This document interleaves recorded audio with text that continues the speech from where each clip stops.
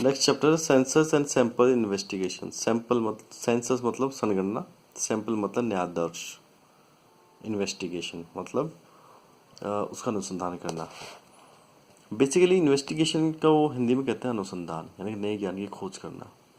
आप जो भी डाटा एनालिसिस करना चाहते हैं, उस डाटा एनालिसिस के आधार पर यदि आप कुछ नया निकाल सकते हैं तो उस नई चीज़ को निकालना ही आपके सेंसस और सैंपल इन्वेस्टिगेशन होता है।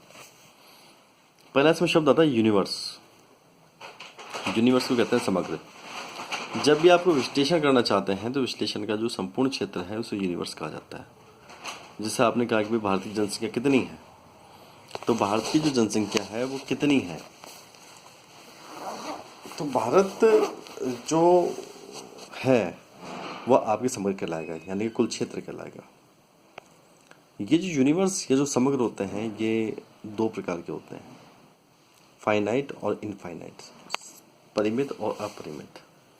भारतीय जनसंख्या को गिन सकते हैं तो परिमित समग्र हुआ। आकाश में कितने तारे हैं, अगर आप इनकी गणना करेंगे, इनका विश्लेषण करेंगे तो गिन नहीं सकते आप, इसे कहेंगे इनफाइनाइट यूनिवर्स, अपरिमित समग्र। एक होता है रियल और हाइपोथेटिकल। रियल मतलब जो वास्तविक है, जैसे भारतीय जनसंख्या वास्तविक है तो वास्तविक यूनिवर्स यानी वास्तविक समग्र। एक होता है हाइपोथेटिकल, जैसे जो चांस के आधार पर डिपेंड करते हैं, जो प्रोबेबिलिटी पर डिपेंड करते हैं, उन्हें हाइपोथेटिकल कहा जाता है। सिक्का छाल कर, डाइस के आधार पर कुछ संख्या गिन के जो विश्लेषण किए जाएं, उन्हें आप कहते हैं hypothetical universe. Methods of collecting of data. दो प्रकार के सूचना इकट्ठी करने के दो प्रकार के मेथड्स हैं। सेंसस यानी कि संगणना, सैम्पलिंग यानी कि अनुमान विधि, जिसे आप प्रतिचयन भी कहते हैं।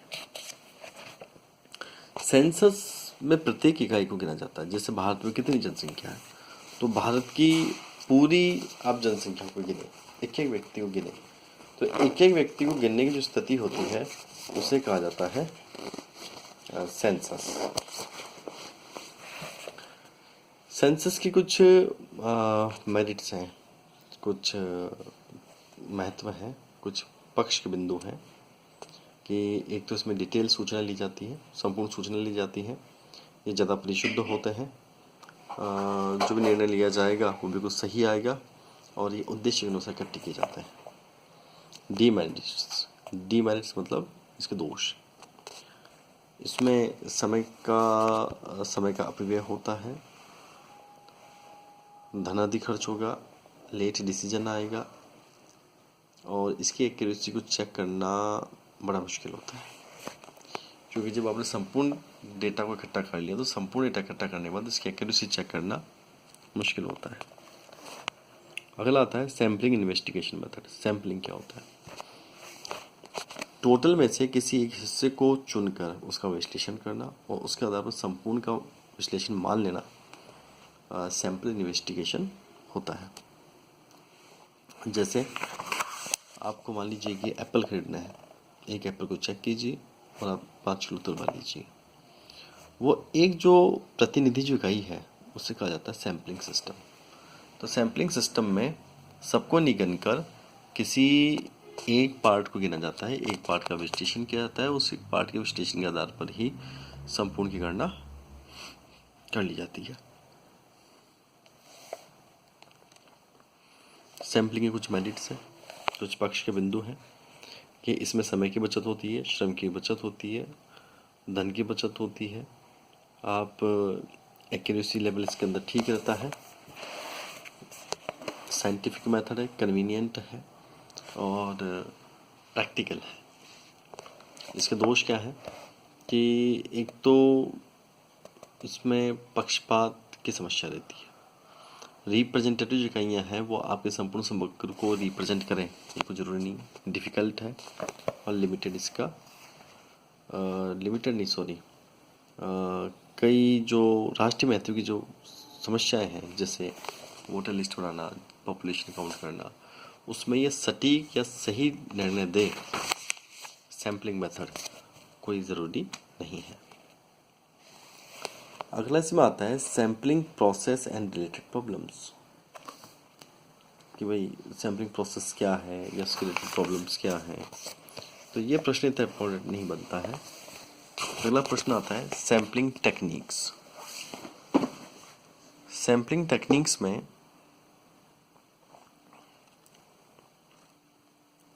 दो प्रकार की टेक्निक्स हैं। एक तो होती है रैंडम टेक्निक्स और एक होती है नॉन रैंडम टेक्निक्स।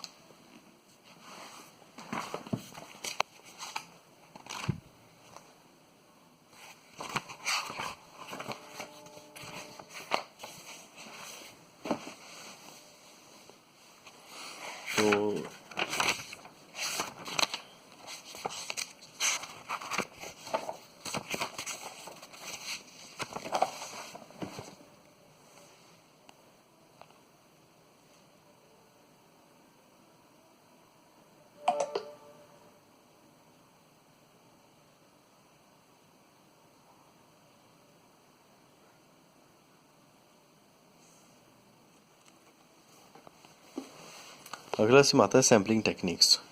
एक तो होती है रैंडम सैम्पलिंग टेक्निक्स। वे विधियां जो चांस पर आधारित होती हैं, सैम्पलिंग पर आधारित होती हैं, उन्हें कहा जाता है रैंडम सैम्पलिंग टेक्निक्स। रैंडम का बेसिक जो मीनिंग है वो होता है देव प्रतिचयन, जिस पर निष्पक्ष रूप से आप अपने सैंपल को चुनते हैं। पहला इसमें आता है लॉटरी मेथड। दूसरा आता है rotating the drum. Lottery method में क्या होता है कि आप बारी बारी से सीक्वेंस से आप चांस के आधार पर आप प्रतिनिधि इकाइयों का चयन कर सकते हैं। रोटिंग द ड्रम, एक ड्रम में चिट डाल दीजिए और आप ड्रम को घुमाइए और एक चिट निकाल लीजिए। उसके आधार पर भी आप प्रतिनिधि इकाइयों का चयन कर सकते हैं। सिस्टमेटिक तरीका हो सकता है कि जैसे मान लीजिए 100 एप्पल है, हर 5 एप्पल उठा लीजिए, 5वां 10वां 15वां 20वां। सिस्टमेटिक भी हो सकता है। रैंडम नंबर्स डाल सकते हैं डिबेट सीरीज के आधार पर। एक होता है सिस्टमेटिक रैंडम सैम्पलिंग। सिस्टमेटिक में क्या होता है कि आप जैसे मैंने कहा कि भाई हर 5वीं, फिर हर 10वीं, हर 15वीं, हर 20वीं, इस तरह से चुनना सिस्टमेटिक। मिक्स्ड, जिस पर 2 या 2 से अधिक विधियों का उपयोग किया जाता है, वो मिक्स्ड होती है। मल्टी स्टेज, जैसा आपने शहर से लिया, आपने शहर से 50 लोगों का विश्लेषण किया, शहर के बाद टाउन से आपने 50 लोगों का विश्लेषण किया, टाउन के बाद विलेज से 50 लोग लिए, उसके बाद ढाणी से आपने 50 लोग लिए, तो means multi stage sampling method. ऐसे एक एरिया मेथड होता है जिसमें पर्टिकुलर एरिया का विश्लेषण करते हैं। क्लस्टर सैम्पलिंग होती है। क्लस्टर जो सैम्पलिंग है, क्लस्टर सैम्पलिंग क्या करते हैं कि जो भी आपका टोटल एरिया जो यूनिवर्स है, जैसे भारतीय पॉपुलेशन की काउंट करनी है, तो सब छोटे छोटे छोटे ग्रुप में बांट दीजिए, इसको बंटवारा कर दीजिए और फिर प्रत्येक ग्रुप से थोड़ा थोड़ा करके सैंपल चुनिए। उसे कहते हैं क्लस्टर मेथड। इसी तरीके से कुछ नॉन रैंडम सैम्पलिंग मेथड्स भी होते हैं। नॉन रैंडम सैम्पलिंग मेथड्स का मतलब होता है जो ऐसी विधि सैंपल चुनने की जिसमें आप सैंपल को अपनी सुविधा के अनुसार चुन लें। तो जब आप सैंपल को अपनी सुविधा के अनुसार चुन लेते हैं तो उसे कहा जाता है नॉन रैंडम सैम्पलिंग मेथड। पहला आता है प्रपसिव, उद्देश्य के अनुसार आपने सैंपल को चुना। कोटा सैंपलिंग, इसमें आप पूरे क्षेत्र को छोटे छोटे टुकड़ों में बांट लेते हैं और प्रत्येक टुकड़े से आप निश्चित इकाइयों का चयन करते हैं अपनी सुविधा के अनुसार। कन्वीनियंस, सुविधा के अनुसार सैंपल को चुनना। एक्सटेंसिव सैंपलिंग, इसमें लगभग आप जो भी सैंपल होता है यूनिवर्स के 90% के बराबर ले लिया जाता है। ये कुछ मेथड्स हैं जो आपके नॉन रैंडम सैंपलिंग मेथड पे चलते हैं। नेक्स्ट आता है theory of probability. Theory of probability का मतलब होता है कि जो भी आप सैंपल लेंगे वो चांस के आधार पर लेंगे, लेकिन बगैर पक्षपात किए, means theory of probability. Law of statistical regularity, statics में जब भी आप सैंपल का एनालिसिस करते हैं तो सैंपल एनालिसिस के लिए जो भी आपका मेथड होगा, टेक्निक होगा, सिस्टम होगा, वो एक जैसा होना चाहिए और उस एक जैसे सिस्टम को आप अपनाएं, means law of statistical regularity. Law of inertia of large number, बड़े अंकों का law of inertia of large numbers, बड़े इसे कहते हैं बड़े नंबर। अगर मान लीजिए 100 एप्पल हैं और 100 एप्पल में से अगर आपने एक एप्पल को खा के चेक किया और उस एक एप्पल के आधार पर यदि आप 100 एप्पल लेते हैं तो डिसीजन सही नहीं होता है। प्रश्न ये है सीधा सीधा सा, या कहने का मतलब ये है कि जो भी सैंपल होगा वो सैंपल पर्याप्त रूप से बड़ा होना चाहिए ताकि उसके आधार पर लिया गया निष्कर्ष सटीक और सही हो सके। धन्यवाद।